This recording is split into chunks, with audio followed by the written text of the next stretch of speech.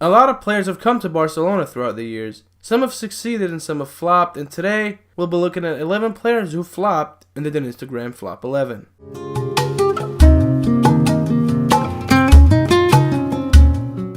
Alright guys, let's get right into it. Lionel Messi's now former best friend, former goalkeeper, and footballer turned DJ, Manuel Pinto, is the first man on the list. The goalkeeper never really found his footing as a consistently reliable goalkeeper throughout his years at Barça, and had to resort to a backup role for Victor Valdés amongst others throughout his career. His debut in 2008 for Barcelona, that he initially joined on loan from Real Betis, was a 2-0 defeat away from home against Deportivo de La Coruña. That game was then followed up by a 3-2 defeat to Mallorca, who came back from being behind 2-0, so needless to say, he didn't really have the best of starts at Barcelona.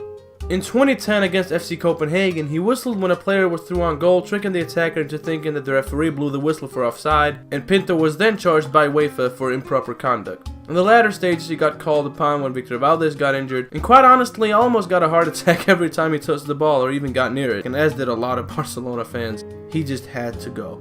And that's what happened. Aged 37, he left Barça and pursued a full-time DJing career, which he had founded a label for all the way back in the year 2000. The label was called Wahin Maquinaciones, and his first release dropped in 2006, and that was 2 years before he moved away from Celta Vigo to join Barcelona. It's worth mentioning that he also made music throughout his time at Barcelona, and that music was loved by both the locker room and especially by Lionel Messi.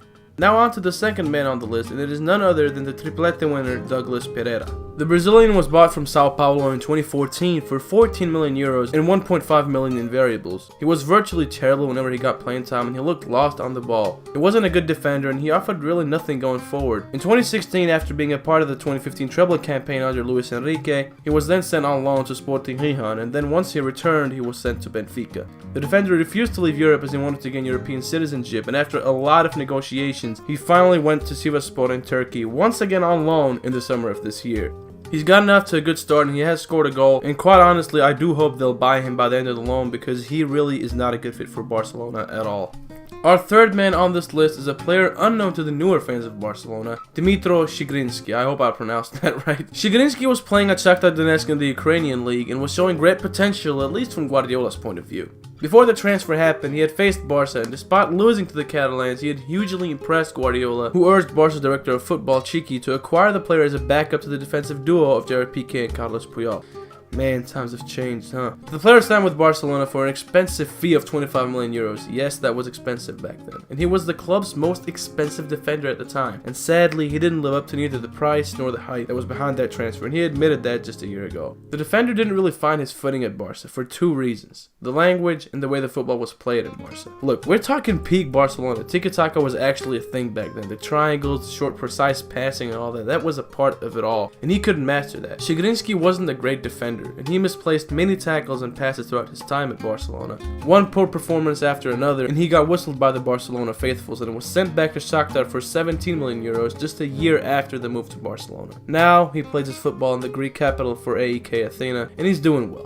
Man number 4, the Colombian drug lord Yerry Mina. The Colombian dancing the expertise, and football the downfall. That's how I'd best describe him after his very short spell with Barcelona, when he moved from Palmeiras in the January transfer window of 2018, and he had been linked with Barca for over a year by then. The 24-year-old defender came to Barcelona, and he was known for scoring goals, and he was known for being a decent defender. Goals were a big part of what he was known for, and as Barcelona soon realized, scouting him occasionally and using YouTube compilation doesn't really tell the whole story. Mina never really found his footing, and in his defense, he never really got consistent playing time to improve. He had to see himself playing second fiddle to Thomas Vermaelen, who was higher than him in the pecking order, despite being more injury prone than the Colombian. Mina was then sold to Everton this summer on a permanent deal, and he's yet to get his debut with the Merseyside Blues because he's been out injured, but hopefully that will happen soon. Both the clubs and the fans have taken him in with open arms, so hopefully he'll get his debut soon. And Everton leads us on to our next player on the list, Lucas Digne. The Frenchman was a decent right back when he arrived from Paris Saint-Germain after a successful loan spell in Roma, and arrived for 16.5 million euros, but he never really broke through under Ernesto Valverde. When he played, he seemed out of sync with the rest of the team, and he didn't exactly show himself as a very reliable defender. After a couple of years in Barcelona, he moved on to Everton for around 20 million euros, and he's gotten off to a good start over there. Dubbed the next Lionel Messi by many in his early days, Bojan Krkić makes this list number 6. The player was scouted by his own dad, who was a scout for Barça, and Bohan joined Barca's youth ranks in 1999. 7 years later, he had scored 960 goals in Blaugrana colors, and it was looking really promising for him. In 2007, he got promoted to the first team, and he got his league debut against Osasuna when he replaced Giovanni Dos Santos. He became the youngest player to debut in La Liga for the Blaugrana club. He was aged 17 years and 19 days, and he was breaking one of Messi's many records. His first start in La Liga was in October against Villarreal, where he combined with Messi to score his first league goal, and he became the youngest player to ever score a league goal for Barca, a record that was held by, yeah, you guessed it, Lionel Messi. By the end of the season, where he had also scored in the Champions League, he broke Real Madrid legend Raúl's record for a debut season by scoring 10 goals. That was one more than the Galactico had done in his 1994-1995 debut season for Real Madrid. Bohan continued his fine run of form even in the following season when Henry, Messi and Eto'o became the front trident, but he struggled to find the goals in La Liga. He managed to score in the Copa del Rey and even in the Cup final, but having a 14 games goal drought in La Liga, he scored twice in a 2-0 win against Almeria, and other than that, he didn't really score in La Liga. And from there, things went downhill for him. He became less and less of a Barca player as Henry, Messi and Eto'o became more and more in sync, and he eventually moved to Roma in 2011. From there, he got loaned out to Serie A club Milan, bought again by Barca who loaned him to Ajax, and then sold him to Stoke in 2014. After a couple of years in Stoke, he's now loaned out to Mainz in Germany, where he has 1 goal in 8 games for the side who's currently 8th in the Bundesliga. Alex Song was quite a player when he joined from Arsenal, and he's number 6 on the list. After having success in Arsenal and becoming a key player for them, Barca bought the Cameroon international from Arsenal for a fee of 19 million euros. And while he got off to a good start, he became to seem out of sync with the rest of the team, and subbing him on then would be like subbing on André Gomes now. Virtually useless. There were players who were more suitable for the team, both quality and chemistry wise, and he just didn't fit in anymore. He was then loaned out to West Ham for 2 years, and he made his return to the Premier League in 2014. When he came back in 2016, he was sold to Rubin Kazan in Russia, where he plays his football now. André Gomes is our 8th man on this list. The man who was Valencia's star in the 2015 season didn't think twice about coming to the Camp Nou. Unfortunately, he never really regained his form with Barcelona, and he was played in virtually every position in the midfield, and even as a number 10, a position he really blossomed with at Valencia. After a few unsuccessful seasons where he seemed out of touch, and towards the end had slight hints of depression hit him, he moved to Everton with the Edamina to try and get a fresh start. He's yet to get his debut as he's injured, but he's been welcomed with open arms by the Everton fans and management, and they all wish him good luck.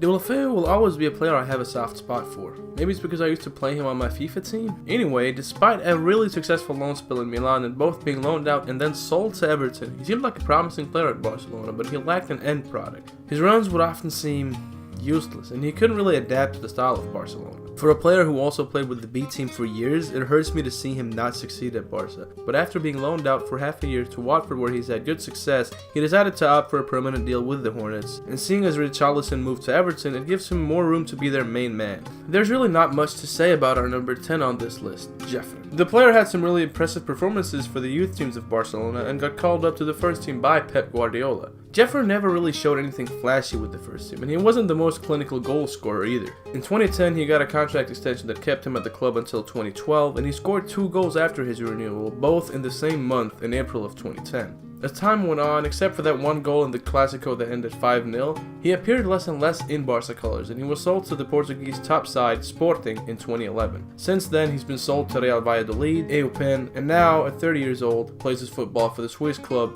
Grasshopper. Ibrahim Afellay was one of the key players for PSV before moving to Barcelona, and he's the last man on this list. He had some really successful years in PSV Eindhoven, where he towards the end became second captain, and essentially was the captain because their first captain got injured, and he was a key piece for that Dutch team. Despite naturally being an attacking midfielder or winger, he got shifted into a defensive midfielder position towards the end of his time in PSV, and after his last full season, he was officially appointed team captain. Despite the captaincy role, he didn't want to renew with PSV, and PSV, knowing he only had 1 year left on his contract, would rather sell him than lose him for free. And that's how the €3 million transfer to Barcelona happened in January of 2010. The Dutch Moroccan got 28 games in his debut season with Barcelona, where he started in 10 of those games. In 2012, Barca's manager Tito Villanova told Afellay that he wouldn't get as much playing time, and this forced the player to move to the German side Schalke on loan on deadline day. He scored and he got off to a good start with Schalke, but he picked up an injury with his national team in November, which led to him being sidelined for the rest of the season. This prompted him to go back to Barca's medical staff in May, but he had to undergo another surgery in his thigh in August, which forced him to be sidelined for another 4 months. A year later, in 2014, Olympiacos got Affalay on a 1-year loan deal, and he played well in Olympiacos, and by the end of the season he had the Greek League and the Cup to his name, but when he then returned to Barcelona, he was released by the Catalan club. Shortly after, he joined Stoke, where he's also been hit by injuries throughout his time there, but he's remained a bench player for the Premier League side, and he's struggling to find a place in the starting 11. I guess saying that he's yet another player ruined by injuries wouldn't be too far off. So, this is the Flop 11.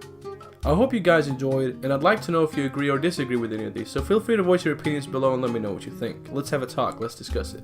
Also, I'm sorry this video took a bit longer than a week to make, and I wanted to make sure that it turned out right. Honestly, at first I was intending it to be a fun, short video, but it ended up being way more informative than I wanted it to be at first. But I got really happy with it at the end, and I hope it was worth the wait for you guys as well. Anyway, if you're new on here, make sure to hit that subscribe button and turn on notifications to be notified whenever I do upload, which is almost weekly. If you enjoyed this video, don't forget to smash that like button. It really means a lot. Your support really means a lot. And speaking of which, I just hit 2,500 followers on Twitter, and I just can't thank you guys enough for that. On that note, I hope you all have a good day, and I'll see you next time. Then Instagram out.